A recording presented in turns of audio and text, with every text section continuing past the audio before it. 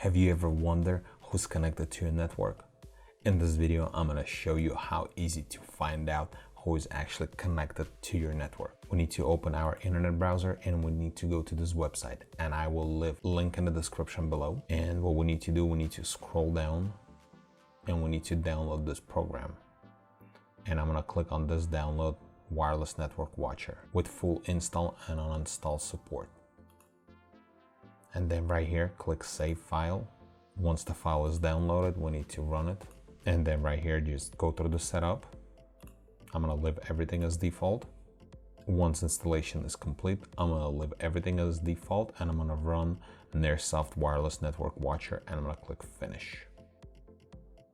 And once it starts running, immediately it starts detecting what's on your network. It's gonna scan your entire network and it's gonna pull up every single device that is actually connected to your network.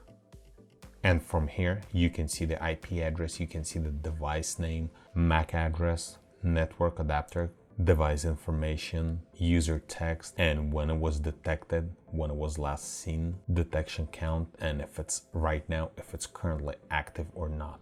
And this program is going to be keep scanning your network to see if there is new devices connected to your network. And once you're done, and you can just close this program.